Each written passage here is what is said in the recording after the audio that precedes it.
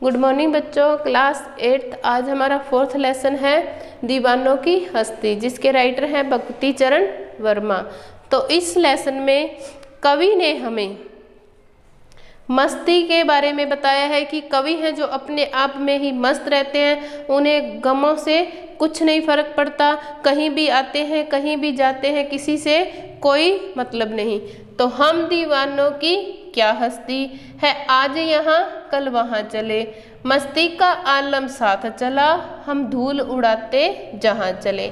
आए बनकर उल्लास अभी, आंसू बनकर बह चले अभी, सब कहते ही रह गए अरे तुम कैसे आए कहाँ चले।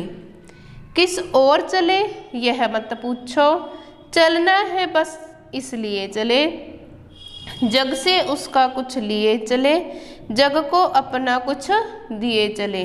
तो शुरू करते हैं कि हम दीवानों की क्या हस्ती। दीवाना होता है जो अपनी ही मस्ती में मस्त रहे, ठीक है। और हस्ती होता है अस्तित्व या वजूद, ठीक है। अब कवि कह रहे हैं कि हम दीवाने हैं, अपनी ही मस्ती में मस्त रहते हैं। हमारी क्या हस्ती कि हमारा कोई अस्तित्व नहीं, कोई वजूद नहीं है, आज यहाँ कल वहाँ चले। कि हम यदि आपको आज यहाँ दिखाई दे रहे हैं तो कल वहाँ होंगे, कि एक जगह पर नहीं टिकते, कभी इधर कभी उधर, हम मस्त मौला हैं, ठीक है। मस्ती का आलम साथ चला, आलम यानी दुनिया, कि जब भी हम चलते हैं तो मस्ती का आलम यानी मस्ती की दुनिया हमारे साथ चलती है, हम दुखी नहीं रहते, हम धूल उड़ाते जहाँ चले, कि हम अपने गमों की धूल उड़ाते हुए जहाँ भी जाते हैं।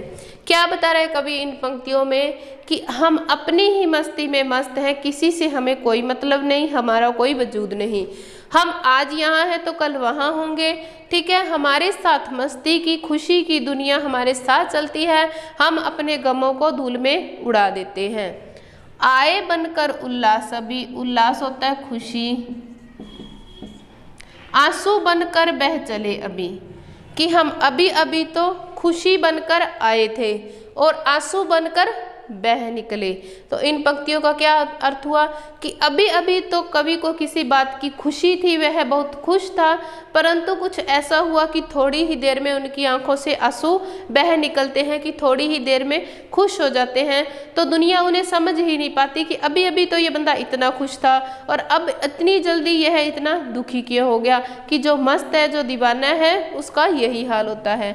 सब कहते ही रह गए अरे तुम कैसे आए कहाँ चले, कि हम किसी भी जगह जाते हैं तो एकदम तो वहाँ हैं और एकदम से वहाँ चले जाते हैं, तो सभी लोग ऐसे कहते ही रह जाते हैं कि अरे तुम्हारा पता ही नहीं चला, तुम कब आए और कब चले भी गए, ठीक है। समझ में आ गया कि मुझे किसी बात की खुशी होती है, मैं बहुत खुश होता हूँ, परंतु थोड़ी ही देर में कोई ऐसी बात याद आ जाती है कि दुखी भी हो जाता हूँ अचानक ही।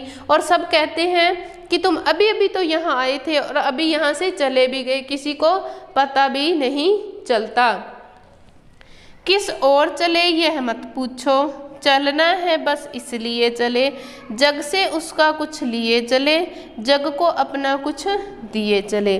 कि कवि कहते हैं, कवि भक्ति चरण वर्मा कहते हैं कि हमसे कोई कुछ पूछता है कि तुम किस ओर जा रहे हो, किस ओर चले, कि तुम किस ओर जा रहे हो। तभी कवि क्या कहते हैं कि यह मत पूछो कि हम किस ओर जा रहे हैं, मुझे खुद भी नहीं पता कि मैं किस ओर जाऊंगा। चलना है बस इसलिए चले, कि मुझे चलना है बस इसलिए मैं चल पड़ा, मेरी कोई मंजिल नहीं, कोई लक्ष्य नहीं कि मुझे किस ओर जाना है, परंतु मुझे चलना है इसलिए मैं चल पड़ा। जग से उसका कुछ लिए चले, जग को अपना कुछ दिए चले, कि जग से मैं उसका कुछ लेकर, यानी जग ने मुझे जो रिश्ते दिए हैं, जो खुशियाँ दी हैं, जो ज्ञान दिया है, उसको मैं लेकर चल पड़ा और अपना कुछ दिए चला। कि मुझे अगर मेरे में कोई गुण है किसी को हंसाने का, किसी को खुश करने का, किसी गरीब को कुछ देने का, तो मैं उस जग को अपना कुछ देकर चला। क्या कह रहा है कि कभी मैं किस ओर जा रहा हूँ मुझे नहीं पता, ठीक है, चलना है इसलिए चल रहा हूँ, और जग से उसका कुछ किया, जग ने मुझे दो खुशियाँ दी हैं, जो गम दिए हैं, जो ज्ञान दिया है उसको लेकर जा रहा हूँ, और अब मेरे पास जो भी कुछ था जग को देकर जा रहा हूँ।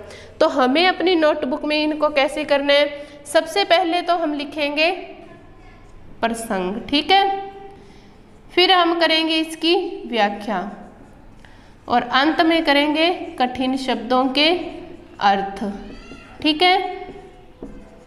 तो यही हमारे एग्जाम में रहता है कि व्याख्या आती है, उसका प्रसंग, व्याख्या और कठिन शब्दों के अर्थ, ये सभी आप अपनी नोटबुक में साफ साफ हैंडराइटिंग में करोगे, ठीक है।